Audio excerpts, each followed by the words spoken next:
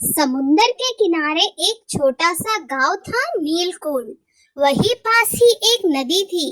गांव के लोग कहते थे कि उस नदी के पास जो गुफा है वहां एक नागिन रहती है, लेकिन किसी ने उसे देखा नहीं था सिवाय छोटू के। काश मेरे भी पापा होते। मेरी माँ रोज रोती है। तभी उसके रोने की आवाज सुनकर नागिन आ जाती है। तुम क्यों उदास हो प्यारे बच्चे? छोटू तो नागिन को देखकर डर जाता है। तुम कौन हो? क्या तुम वही नागिन हो जो बच्चों को खा जाती हो? तुम्हारी कहानी गांव में मशहूर है। मेरा नाम माया है, इस नदी और गुफा की रक्षक नागिन। लेकिन डरने की बात नहीं, मैं तुम्हारी दोस्त बनना चाहती हूँ। फिर नागिन अपना रूप बदल लेती है और छोटू ये सब देखकर डर जाता है। तुम डरो मत। ये क्या हो गया? तुम कैसे बदल गई? मुझे तो कुछ समझ नहीं आ रहा है। मैं एक इच्छाधारी नागिन हूँ, मैं किसी का भी रूप ले सकती हूँ। अब तुम बताओ, तुम क्यों रो रहे थे जब से? मेरी माँ बीमार पड़ी है, मेरे पापा भी नहीं है और हमारे पास कोई पैसे भी नहीं है। ओहो, मैं तुम्हारी माँ को ठीक कर सकती हूँ छोटू। अगर तुम चाहो तो मुझे ले चलो। क्या सच में तुम मेरी माँ को ठीक कर सकती हो? मैं तुम्हें जरूर लेकर चलूंगा। बस मेरी माँ के सामने तुम अपना रूप मत बदलना, वरना मेरी माँ बहुत ज्यादा डर जाएंगी। फिर नागिन और छोटू छोटू के घर पहुंच जाते हैं। क्या हुआ माँ? देखो, मैं आ गया। अब उठ भी जाओ। देखो मेरे साथ कौन आया है। मेरी एक दोस्त आई है। तुम कब आए बेटा? तुमने खाना खाया माँ? हाँ, मैंने खाना खा लिया, लेकिन ये कौन है तेरे साथ? तुझसे तो कोई दोस्ती भी नहीं करता इस गांव में, तो फिर ये कौन है? ये मेरी दोस्त है माया। आज मुझे मिली। माया, ये मेरी माँ है। ये आपसे मिलने की जिद कर रही थी, इसलिए मैं इसे अपने साथ ले आया। अच्छा किया ना माँ, मैंने अपने साथ लाकर इसे। नमस्ते आंटी जी, मैं माया हूँ। छोटू ने मुझे आपकी बीमारी के बारे में बताया, इसलिए मैं आपसे मिलने आ गई। हाँ, मुझे अच्छा लगा बेटा। ये लो आंटी दवाई, इसे पी लो। मेरे पापा वैद्य हैं, इसलिए मैंने उनसे ये दवाई लाई हूँ आपकी बीमारी के लिए। आप इसे पियोगी तो आपको बहुत अच्छा महसूस होगा, आपकी तबीयत में सुधार आ जाएगा।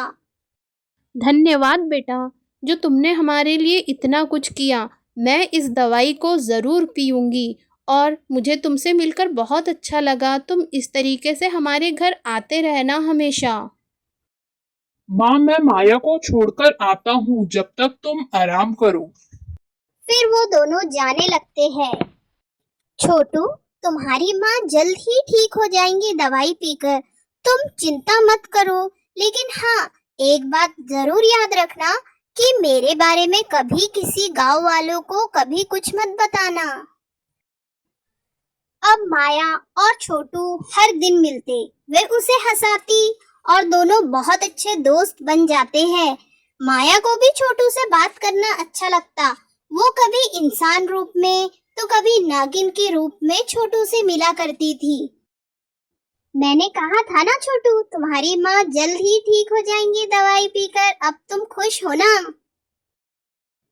ऐसे ही एक दिन जब नागिन और छोटू एक दूसरे से बात कर रहे थे, तो उस दिन उस गांव का एक लालची सेठ उन्हें देख लेता है और वो चुपके से उन दोनों की बातें सुन लेता है। उसे समझ आ जाता है कि छोटू और नागिन दोनों भी दोस्त बन चुके हैं।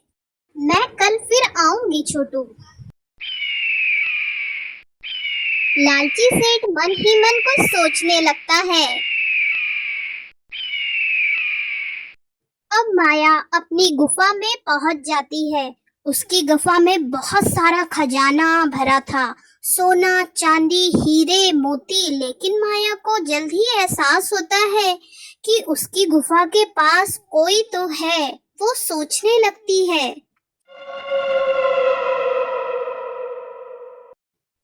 और माया का शक बिल्कुल सही निकलता है, क्योंकि लालची सेठ जो छोटू और माया को बात करते हुए देखता है, वो उसका पीछा करते करते गुफा तक आ गया था।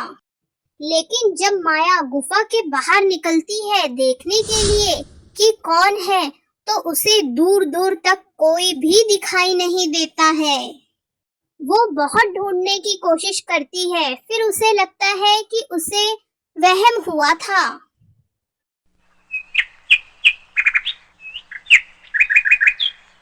लेकिन नागिन का शक बिल्कुल सही होता है, क्योंकि लालची सेठ को जब एहसास होता है कि नागिन बाहर आ रही है, तो वो वहां से भाग खड़ा होता है।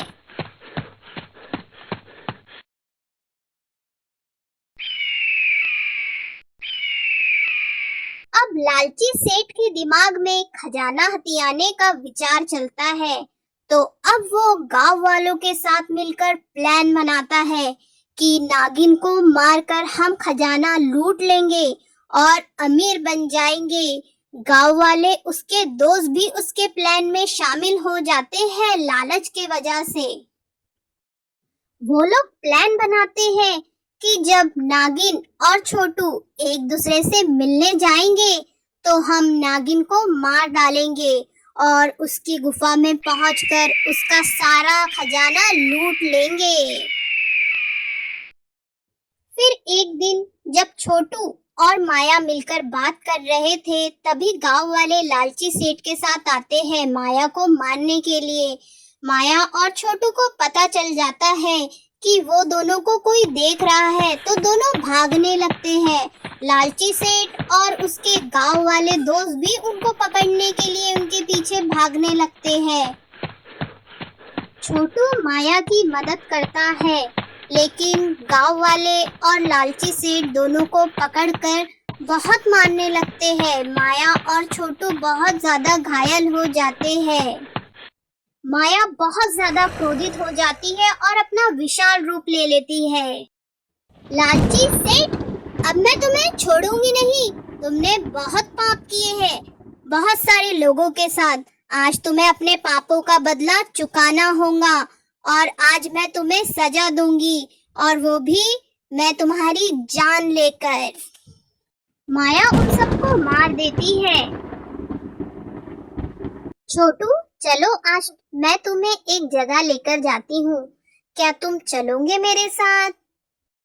हाँ माया, मैं जरूर चलूंगा तुम्हारे साथ। चलो, कहाँ चलना है साथ में?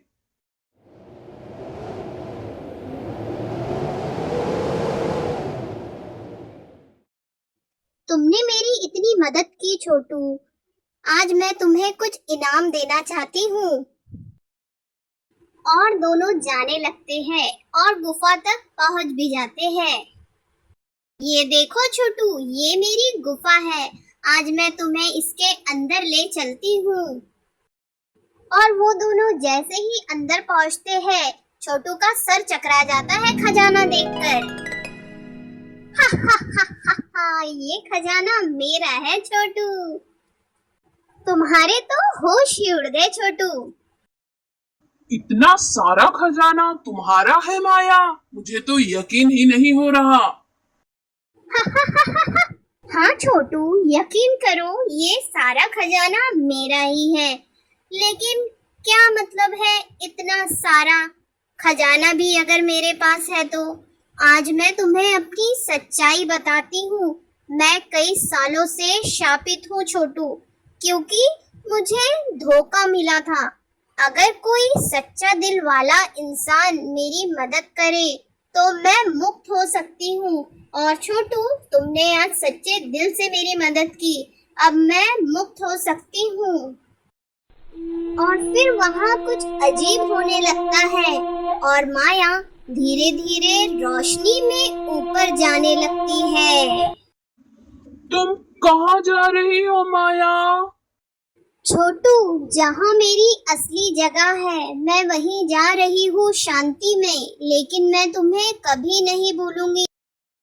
अब छोटू खजाने का सही इस्तेमाल करता है स्कूल और हॉस्पिटल बनाकर, ताकि सबकी मदद हो सके, बच्चे पढ़ाई कर सके और गरीबों का मुफ्त में इलाज हो सके। तो आपको कैसी लगी कहानी? अच्छी लगी ना? आगे और कहानी सुनने के लिए हमारे चैनल अदशा कहानी चैनल को सब्सक्राइब करें, वीडियो को लाइक करें और हाँ, कमेंट करना ना भूलें। Thank you.